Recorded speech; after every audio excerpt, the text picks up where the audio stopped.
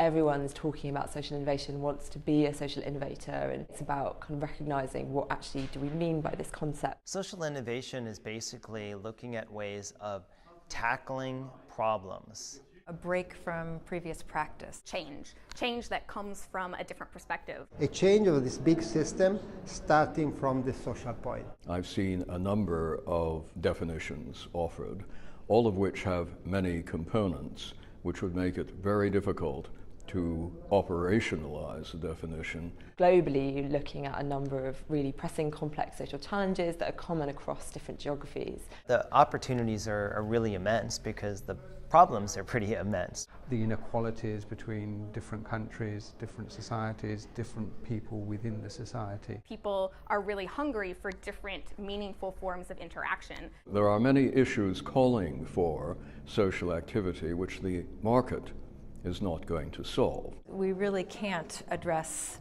new problems with old solutions. The opportunities are in the common day, in everyday people that are experiencing the problems. Here in the UK, there's 70,000 social enterprises now operating, producing $24 billion worth of revenue. How do we both come up with new tools and methods and institutions, but actually how do we fundamentally question what they're all about? You've got a lot of people who are saying, how can we tie in solving some big problems, but also possibly making a profit at the same time so we can have a sustainable enterprise that we can actually grow over time. You have hundreds of millions of people with some problem to solve and a mobile phone in the hand. Our job within the university, I think, is how to transfer, how to exchange the knowledge that we're creating and actually put it to a good social purpose. That would have been unthinkable 15 years ago, so you're getting this whole new cadre of talent going into this area. All those benefits that small communities are receiving through small pilots can be spread out. Technology enables you to scale your business models and enterprises in a way that previously would have been impossible. You can use cloud computing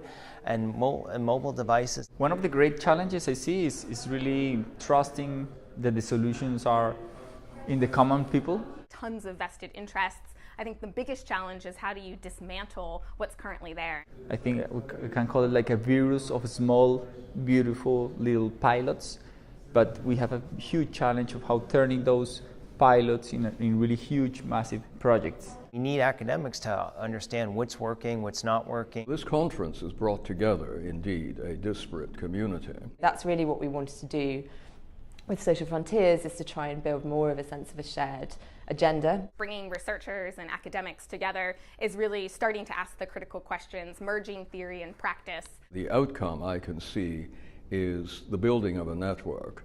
We also wanted to widen our networks and be open in the way that we brought people together. What's been absolutely mind-blowing is the source of incredibly incisive and incredibly deep thinking there is around the field. I was so impressed with the energy that was present in the room from the first moment and has only increased over the 2 days of the conference.